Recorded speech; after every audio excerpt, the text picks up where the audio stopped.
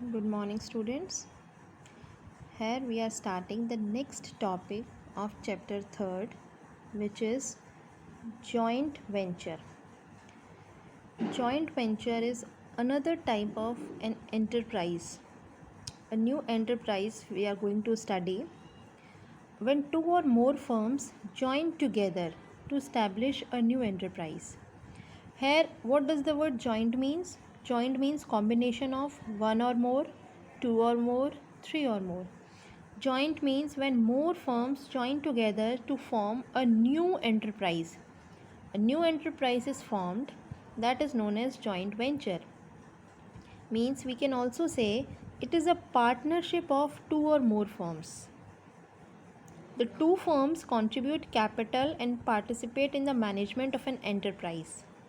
दोनों firms capital को contribute करती हैं और मैनेजमेंट का एक हिस्सा बन जाती हैं दोनों. In simple words we can say that it is in partnership between two firms of same country as well as firms of two different countries can join together. It is not compulsory that the country should be same. We can choose different countries also, the firms of different countries also, to join together to form joint venture. Now the examples are given. Tata Iron and Steel Company, they joined hands with IPCOL. It is a government enterprise to promote IP Tata Sponge Iron Limited. That means it has joined the name of both the companies, IP Tata Sponge Iron Limited. Tugbhandra Industries Limited of India and Yamaha Motor Company Limited of Japan joined together to form Birla Yamaha, यानी a combination of both. Maruti Company and Suzuki Company of Japan joined together from Maruti Suzuki. Now Maruti is different, Suzuki is different. Now they both joined to form a new name, which is Maruti Suzuki. Now it is named as Maruti Suzuki India Limited. Now features of joint venture. It increases resource and capacity. In joint venture we see that companies are having larger resources. Now what type of resources? The resources may be financial and human. Human resources like labor. Financial means in terms of money, because two firms are joining together. It enables the company to grow. ये हमारी company को help करता है grow करने में and expand more quickly and efficiently, because it is having a large amount of resources, so it can expand very easily and very quickly. Second is access to new market and distribution networks. When we enter into a joint venture as a businessman, जब हम joint venture को startup करते हैं तो हम नए market को access करते हैं. We study the new market. For example, when foreign companies form joint venture in India, they get access to vast Indian market. यानी foreign countries जब joint venture India के साथ बनाती हैं, यानी एक नई एंटरप्राइज़ बनाती हैं, तो वो इंडियन की मार्केट को पहले स्टडी करती हैं. वो क्या करती हैं? रिटेल आउटलेट्स का एडवांटेज लेती हैं इन डिफरेंट लोकल मार्केट्स कि how retailers are earning profit, तो how we can earn from them. Third one is access to technology, advance technique of production. नए तरीके से प्रोडक्शन कैसे करना है ताकि हमारा टाइम सेव हो, एनर्जी सेव हो, जो इन्वेस्टमेंट हमने लगाया है वो भी सेव हो. तो इसके लिए they do not have to develop their own technology. Advance techniques जो रहते हैं that leads to superior quality of products. यानी टेक्नोलॉजी को हमें स्टडी करना है, पता लगाना है विच टेक्नोलॉजी इज़ बेस्ट, उसको यूज़ करके हमें अपने कॉस्ट ऑफ प्रोडक्शन को बचाना है, यानी we have to reduce the cost, और अच्छी क्वालिटी के प्रोडक्ट्स को बनाना है ना. It helps us to save time, energy and investment because they do not have to develop their own technology. We don't have, as a joint venture enterprise, they don't have enough time, they don't have enough energy to develop their own technology. For example, by joining hands with company of developed nation, Indian companies can get benefits of advanced technology. How developed nations are working, the nations which are already developed, how they are working, उनके साथ अगर हम मिल जाएं तो हमारे India की company को benefits मिल सकते हैं. Next is innovation. Joint venture help business to come up with new and innovative product. Innovation means newly added products. यहाँ इनोवेशन यानी कोई नई टेक्निक जो आई है मार्केट में. जॉइंट वेंचर हेल्प करता है कि कोई अगर नया और इनोवेटिव प्रोडक्ट आया है मार्केट में तो उसके बारे में हम पता लगा पाएँ. Because of new ideas and technology of foreign partners. The foreigners are working with advance technology, तो उनकी हेल्प से, उनके आइडियाज़ से we can able to come up with new and innovative products. Next one is low cost of production. When international companies, when foreign companies merge with Indian companies, they get immense benefit. उनको बहुत ज़्यादा फ़ायदा होता है. How they get benefit? Lower cost of production. Production में हमारा कम खर्चा लगता है. Because of low cost raw material, in India we get the cost material at a very low rate. Due to labor, management professionals, chartered accountants, engineers, scientists, etc. These are some of the things, these are some of the persons which we get at a very low rate in India. So international companies take most of the advantage from India. So these are the features, and the last feature which we are going to study is established brand name.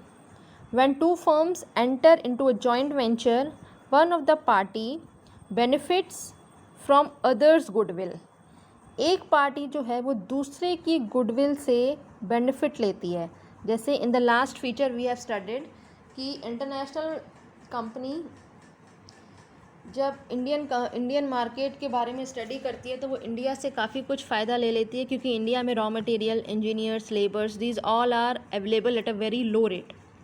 A lot of investment saved in this process. There is a ready market waiting for the product to be launched. यानी बहुत ज़्यादा investment अगर हमारा लग रहा है तो वो इन्वेस्टमेंट हमारा सेव हो जाता है. There is a ready market waiting for the product. Market already ready है. Raw materials are available, labors are available, highly qualified experts are also available, which helps the product to be launched in the market. Now this all is about the joint venture. The next topic which we are going to study is public private partnership. It's the last topic of your chapter. It is a combination of both government and private sector. Public private, as the name suggests, यानी कि it describes a government service or public private business venture. Government को तो include करना ही है and private business को भी include करना है, which is funded and operated through a partnership of government and one और मोर प्राइवेट सेक्टर कंपनीज. एक से ज़्यादा प्राइवेट सेक्टर कंपनीज भी इंक्लूड हो सकती हैं. सपोज़ करिए मैंने एक गवर्नमेंट सेक्टर को इंक्लूड कर दिया और दो प्राइवेट सेक्टर कंपनीज को इंक्लूड कर दिया, तो इन तीनों के कॉम्बिनेशन से जो पार्टनरशिप बनी, that is public private partnership.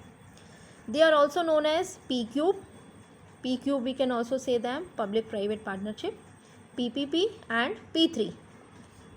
There are 3 P's in public private partnership, so we can also call them as P3. Now for example, a hospital building financed and constructed by private developer and then leased to hospital authority.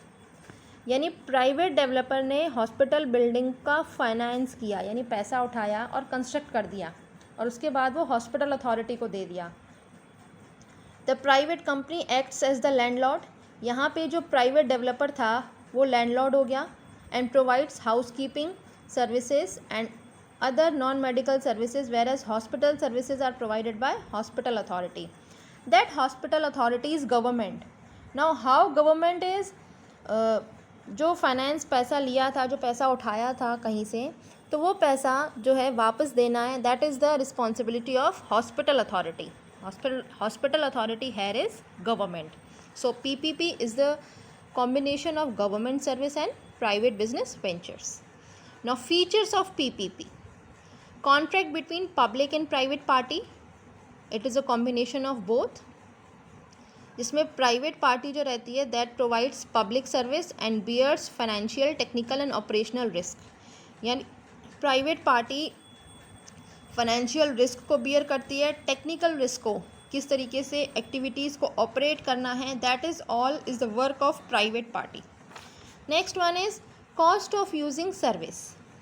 कुछ PPP ऐसी रहती हैं जिसमें जो cost of using service that is borne by users of the service and not by the tax payers, and in some the cost of providing service is borne wholly or partly by the government. यानी कि कोई service को अगर हम use करते हैं public private partnership में, तो उसमें कुछ ऐसी सर्विसेज होती हैं that is borne by the user of services, यानी जो सर्विस यूज़ कर रहा है उनके द्वारा बोर्न की जाती हैं, जो खर्चे होते हैं, ना कि टैक्स पेयर्स के द्वारा। और and in some the cost of providing service is borne wholly or partly by the government. कुछ पीपीपीज ऐसी होती हैं जिसमें जो कॉस्ट होता है दैट इज़ बोर्न होली, या तो पूरी तरीके से गवर्नमेंट पे करेगा या फिर आधा हिस्सा government and half is done by the private sectors. Next is provision of capital subsidy. Projects that aim at creating public goods in infrastructure, the government may provide a capital subsidy in the form of one-time grant to make it more attractive to private sector।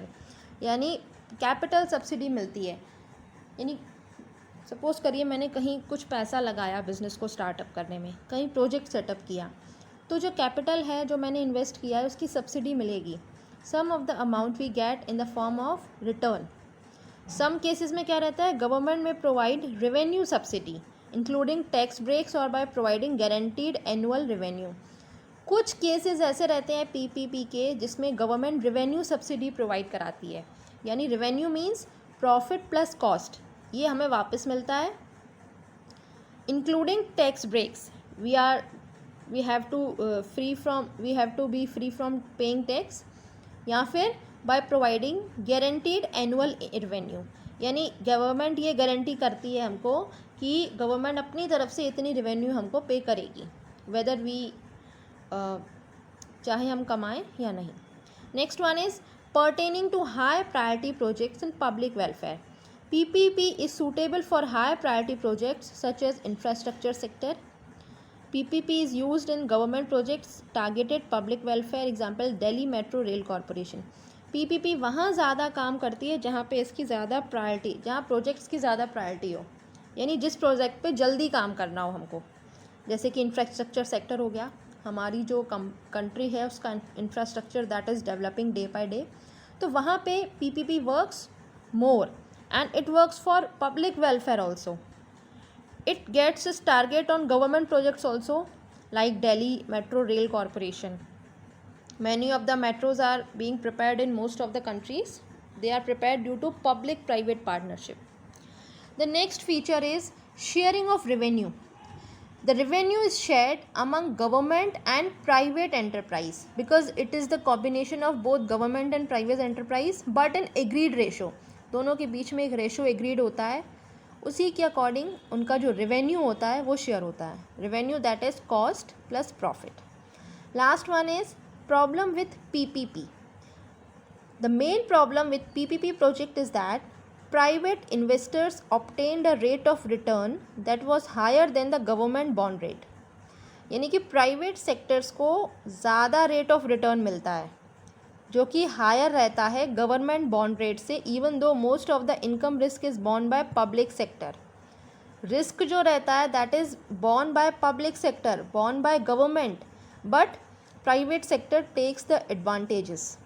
Private sector advantage ज़्यादा ले लेता है because government को इतनी knowledge नहीं रहती है, क्योंकि इसमें जो एक्टिविटीज़ ऑपरेट होनी है, जो फाइनेंशियल पार्ट है that is the work of private sector, तो प्राइवेट सेक्टर कहीं ना कहीं इस चीज़ का फ़ायदा उठा लेता है। Now this is your last topic of the chapter, here the chapter ends. Tomorrow we are having the zoom class. Thank you so much.